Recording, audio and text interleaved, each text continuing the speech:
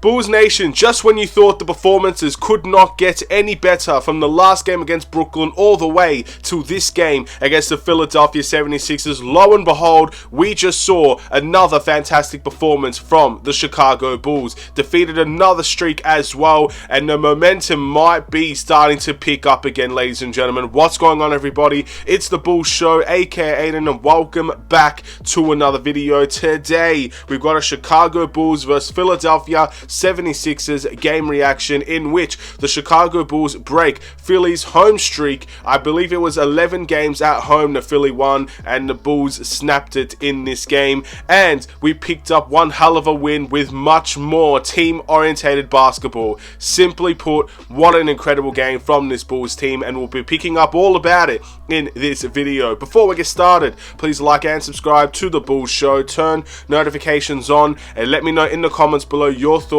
about the Chicago Bulls overall game today. Who was your player of the game? You might look at the stats, but honestly, this is a hard one to give, and your overall thoughts and opinions on just how well the Bulls played. We won this game 126 to 112, and look, for the Philly fans that will be watching this video, they will obviously say they did not have Joel Embiid. And look, unfortunately, they didn't have Joel Embiid. Maybe that could have been a big difference maker for Philly, as we've seen in the past. But as I always say, it's very unfortunate that some players do get hurt. Bulls players have been getting hurt recently as well. You have to beat what's put in front of you. And I will always take a win like this than a loss without Joel Embiid. So I'm still very happy, very ecstatic with this Bulls team. And I'm more happy about the performance. The performance today was fantastic on both sides of the ball. Defensively, I thought we were really, really good in this game. And offensively, we were better than the Brooklyn Nets game. How is that possible, ladies and gentlemen? I thought that game was fantastic. Lo and behold, this game was just another level. It was just a really, really good performance from this Bulls team. The last two games have been very, again, it's made me smile, ladies and gentlemen. That third quarter, when Zach LaVine and Patrick Williams dominated that quarter, it put a smile on my face, man. I was shedding a tear. It was the Zach and Pat show, ladies and gentlemen. The sweet life of Zach and Pat. I'm changing the name. I'm changing the narrative. It was a really dominating quarter. But the Bulls played very well for 3 quarters of this game. I would say the first quarter was their biggest weakness. I think they were trying to identify what Philly were going to do. Again, with no Joel Embiid, it's hard to identify what Philly want to do. But they played a little bit smaller, they spreaded the floor well, and they made a ridiculous amount of threes in the first half of the game. But the Bulls slowed things down. The Bulls scrambled. The Bulls put a lot of pressure on the three-point shots. And then they drove to the paint. And that's when the rim protection came. Vucevic, I thought, was fantastic in this game. But he was also very underrated defensively in this game. And just everything went our way offensively and defensively. When Philly went into the zone, the Bulls knew how to shoot out of it. The Bulls knew the right passes to make. It was a really good team performance. It was a really good system performance. And I'm hoping that these last 2 games that we've seen is the narrative of what we're going to see in the future. Win or lose, team ball movement, everybody involved, everybody playing, and just being a fantastic basketball team. I'd really like to see that continue to go forward. It's a big win against Philadelphia. Again, it's another team that is still, without Joel Embiid, a dangerous team. I never took Philadelphia lightly. In the last video, I said, Joel Embiid, obviously, he's never lost to the Bulls. That's fine. I want that streak to be broken eventually, and maybe next time it will be. But Philly has always been a dangerous team because of the role players that absolutely just shoot amazingly well from the three-point line. And Philly did not make this game any easier than it needed to be. The fourth quarter, they really shined through and they brought it back, and the Bulls handled it. The Bulls managed the game extremely well with that lead. So I don't think there's too many negatives I could talk about in this game. It was just a fantastic performance, and one that we will now discuss a little bit further in the individual performances. We'll start off with DeMar DeRozan, 12 points, 5 rebounds, 6 assists, 1 steal and 1 block, 4 from 13 from the field, 0 from 2 from the 3-point line, and this is a below average game from DeMar DeRozan. Now, in a couple of days ago, I looked at Zach LaVine. I believe it was against Brooklyn. I can't remember. I was looking at Zach LaVine and I said, Zach LaVine held back. Zach LaVine took a step back and allowed other players to shine. I feel a similar way towards DeMar DeRozan, but not to the extent that Zach LaVine did it. What makes this game so good for DeMar DeRozan is he got 6 assists and everybody else really stepped up for him. What I didn't like about DeMar DeRozan is still in the fourth quarter, he persisted to take some really dumb shots that just weren't in the, I guess, flow of the offense. And especially when other guys are going, Zach LaVine needed more shots in the fourth. Patrick Williams needed more shots in the fourth in my eyes as well. And we just didn't do that enough. I think DeMar still tried to take over, which he has the right to do because he is the guy that we normally go to for the fourth quarter. But at the same time, Zach LaVine was fantastic from the three. Zach LaVine was incredible all night. Sometimes you're allowed to go to Zach LaVine in the final moments. And when DeMar stopped shooting those shots from the mid-range in the fourth quarter, and we went to Zach delivered in this game. So I feel a little bit less towards DeMar DeRozan taking the step back compared to how I felt when Zach took the step back, in my humble opinion. But they still allowed other guys to really get the flow of the offense going. For most of the game, DeMar DeRozan was taking the back seat. He wasn't shooting as much. He only took 13 shots in this game. That's nowhere near DeMar DeRozan's average from my understanding. So he did a very good job in allowing other guys to, I guess, shine in this type of game when clearly he was not feeling it in this game, shooting-wise, only 4 from 13. So again, I would say it's a good performance from DeMar by allowing people to step back, but for his own standards, we know this is not a great game from DeMar whatsoever. We'll move on to the next one. Patrick Williams, 18 points, 6 rebounds, 2 assists, 7 from 11 from the field, and 2 from 5 from the three-point line. I believe all of Patrick Williams' points came in the second half. And again, the Zach and Pat show, ladies and gentlemen, the sweet life of Zach and Pat. I think we give a lot of credit to Zach, and we will give a lot of credit to Zach for his three-point shooting in this game. It was truly unbelievable. But Patrick Williams was a massive part of the third quarter. I believe one of the commentators said that Zach and Pat had all of the points but 5 in that quarter. That's a ridiculous amount of domination in that game. And in the fourth quarter, Patrick Williams was firing as well. Man was getting offensive putback dunks. He was getting mid-ranges, taking the right shots. Again, this is Patrick Williams, the evolution of him that we've seen in the last 2 games. Last game against Brooklyn, 22 points, 7 free throw attempts, was brilliant in that game. Patrick Williams in this half, in the second half of this game, took more shots than what you would usually see from him. Was extremely efficient, made a difference, and he was responsible for guarding James Harden. Now let's look at James Harden's stats real quick. Obviously, again, James Harden's a fantastic player. I'll never take that away from him. But James Harden had 17 points and 11 rebounds, but he was 4 from 17 from the field. So we kept James Harden very, very quiet offensively in terms of shooting percentage. He got to the foul line. That's what James Harden does. That's what he's known for. Obviously, he got an incredible amount of assists with 11. That's what he's known for. Close to a triple-double. That's what he's known for. Again, it's a good game from James Harden in almost every other area, but when they needed him to score, he was quiet. 17 points, but 17 shots to get there. So Patrick Williams was responsible for a hell of a defensive display as well. Got to give full credit to where Patrick Williams' game was at in this timeout. Again, the evolution of Patrick Williams, I hope we can see more of it. Let's see what he does against the Utah Jazz. Remember the last time that Patrick Williams had that game against Utah, he struggled. Let's see if it's going to be the same scenario in this game against Utah, obviously in the back-to-back situation. Vucevic, a triple-double alert. I think this is the first time we can say it for the Bulls players this season. We've got a triple-double to talk about. 19 points, 18 rebounds, 10 assists, and 2 blocks in this game. Oh my goodness, Vucevic was outstanding. But we've got to give him full credit for that. Obviously, they don't have a center. Joel Embiid is not playing. PJ Tucker was the small ball center, then alongside a Montrezl Harrell. Personally, I think you should have just started Montrezl Harrell. I don't know why PJ Tucker was in there. But at the end of the day, it is what it is. The Bulls take what they're given. And Vucevic he had a triple-double, but he almost had a 20 and 20 nights. I mean, there's not many times Vucevic does that, ladies and gentlemen. That's an incredible game. And when I'm talking about why it's so difficult to give a player of the game for this time out, you look at Zach LaVine and it's easily, most nights, easily it goes to Zach LaVine. But Patrick Williams had a great game. And then Vucevic had a triple-double, close to a 20, and 10 night. I mean, that's ridiculous. Alongside of 2 blocks as well. 8 from 14 from the field, 2 from 3 from the three-point line. Again, he took advantage of the mismatches. And Philly was scrambling to guard him. Because at the end of the day, I think by the second half, it was just double teams, double teams, double teams, get the ball out of his hands.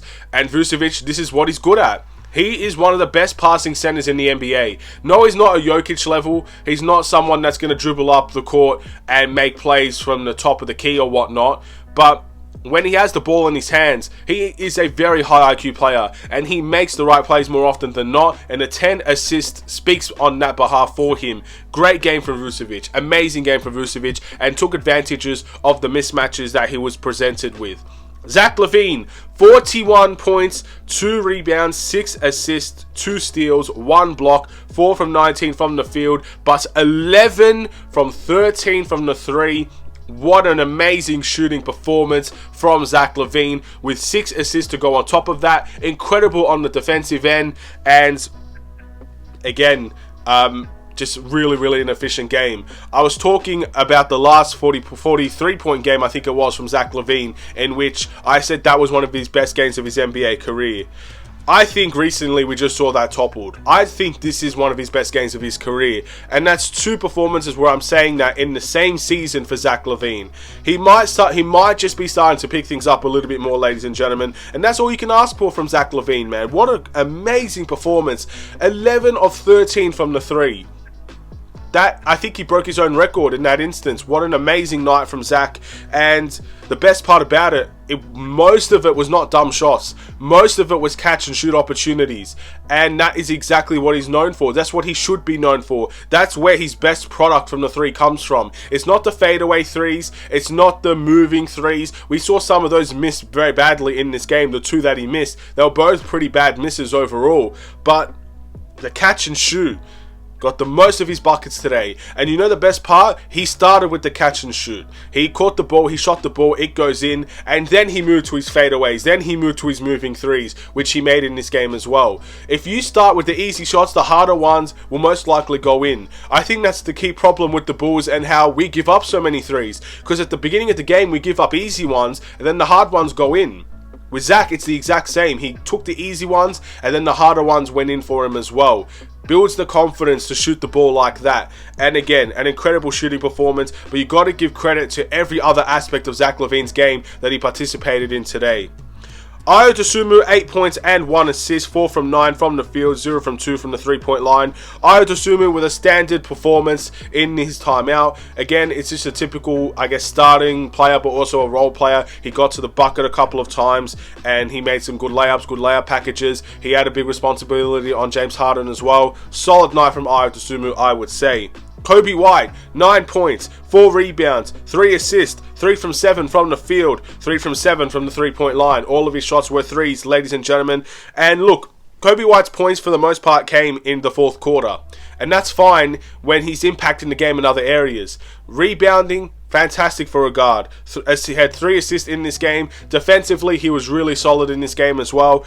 Again, I didn't necessarily like how Coby White started the game, but I definitely loved how he finished it. And it's another solid game from Coby White. There is a reason why he's out there. Outside of the injuries, there's a reason why he's out there. That's because he's giving 100% energy and effort every time he's on the floor. And his defense has taken a whole new level from last season. I think a lot of people are starting to come around on Coby White, and that is the best part. Derrick Jones Jr., 8 points, 3 rebounds, 2 assists in this game. 3 from 4 from the field and 1 from 1 from the 3-point line. What I liked about Derrick Jones Jr.'s game today, just kept it very simple. A lot, again, besides the Euro step, because that I haven't seen Derrick Jones Jr. do that in a long time, if ever. But outside of that, it was a very simple game from Derrick Jones, and he delivered in an effective way. When he was playing small ball center, he delivered in that instance. When he was playing as the power forward with Andre Drummond next to him, he delivered as well. Again, very solid, very good night from Derrick Jones Jr. An underrated performance, if I had to say so myself. Andre Drummond, 6 points and 6 assists in this game. Again, a typical Andre Drummond performance. Only 8 minutes in this game. I don't like how the fact he's getting a lot less minutes. Again, we played so much bigger in this game, and I really thought, again, taking advantage of that. Montrezl Harrell is a great rebounder for his size. You have Andre Drummond, one of the best rebounders in the world today, as your backup center. You're only really giving him 8 minutes in the game to try and make an impact, yet he still does. So congratulations to Andre Drummond, but if he got more minutes, he can make more of an impact in my heart at least. And he's done enough, in my opinion, to earn more minutes. It's just the way that I see it. So again, I'd like to see more from Andre Drummond, just more minutes and then making more of an impact, of course. But I'm not going to complain when he's getting 6 points and 6 rebounds in 8 minutes. That's an incredible feat for Andre Drummond, and that's what he's known for at the end of the day. Goran Dragic, 5 points, 1 rebound, 3 assists, 2 from 4 from the field, 1 from the 3-point line. I didn't necessarily notice Goran Dragic a whole lot in this game, I've got to be honest, but at the same time, he still makes an impact, still finds a way to be an effective player. Again, assist-wise with 3 assists, he had 5 points on the night as well. Again, for a bench player, when everybody else is playing the way that they are, and he still manages to get that stat line, it's good from Goran Dragic in my eyes. I really thought almost everybody played a great game this time out. And then now, we turn into the must improve and the player of the game performance, and these are two hard ones to give. I'm going to start with the must improve. In the last game against Brooklyn, I didn't give one. I think I'm going to give it to DeMar this time out. And again, it's just a small fine margin of what I felt for that game against Brooklyn where Zach took the step back compared to when DeMar took the step back. It's only 2 shots different, but I just felt like in the fourth quarter, when everybody else was going, DeMar still insisted on trying to take over that game for a little bit. He got a couple of shots to go, but at the same time, I just thought it was a little bit too much on DeMar DeRozan, and that's why I'm going to give him the must improve, because his overall game wasn't great, but at the same time, in the fourth quarter, he could have taken a little bit more of a step back and allowed Zach LaVine to do his thing, allow Patrick Williams, Kobe White when he was playing, Ayo when he got in, Vucevic as well. Again, there were so many mismatches on the floor for the Bulls today that DeMar didn't need to take those fadeaways against Tobias Harris, Matisse Thybulle, and everybody else that he was on. He didn't need to do that, but he still persisted on it. So that's where I'll give my must improve performance today. My player of the game, look, shout out to Nikola Vucevic. Again, I don't want that performance to be ignored by any stretch of the means, but if you can't give it to Zach, I mean, Zach LaVine, it's so hard. I'm telling you, it's ridiculously hard to give a player of the game award today. I will give it to Zach. Again, he broke his own 3-point record today. He was really strong defensively. He was solid again in terms of the playmaking side of things as well. I mean, what more can you really ask for from Zach LaVine? Again, that's a max contract level performance right there. Not necessarily the shooting is outstanding. That's a whole new level. Again, that's when someone is hot. But that performance right there is deserving of a max contract. And it's deserving of more than a max contract realistically. So that is fantastic from Zach LaVine. What an incredible performance, an incredible game, and I'm very, very happy for him. And again, DeMar stepped up in the last game against Brooklyn. So did Ayo and Pat. This game, Patrick stepped up a lot. Kobe stepped up off of the bench, and Vucevic and Zach were incredible. So again, players are performing for this team, and that's what I love to see. Obviously, the Bulls' record now is 18-21, still 3 games below 500, so it's not all doom and gloom. I hope by the halfway point we can somewhere be around 500. We're beating really good teams right now. This is a really good stretch for the Bulls. The Cleveland games, look, if the Cleveland games went our way, we would be 500. It's really, would be 1 game below 500 technically. That's how fine margin our performances have been recently. So we could very much be a 500 team right now if things went our way. But unfortunately, I don't want to keep dwelling on it, but things did not go our way in those 2 games against the Cavs. We've got to move on into the next one. We've got a back-to-back performance against the Utah Jazz. The one thing I'm worried about with Utah is how much energy we put into this game against Philly. This was a hard game for sure to overcome, and I would have loved to see our starters get some rest in the fourth quarter, but the game just wasn't meant for that. Philly came back in the fourth quarter, and that allowed this Bulls team to play their starters and not get the rest that they probably wanted. Now, the energy needs to be picked up against Utah. Utah are not on top of the world right now compared to where they were, I guess, at the beginning of the season when we played them. It's as simple as that. But they're still a team that has massive offensive weapons. They still like to play a 5-out system. They will run. They will use their size to their advantage. Larry Markkinen is a danger, and he should not be, I guess, taken lightly, even when he returns to the Chicago Bulls, I guess, hometown, to the United Center, basically.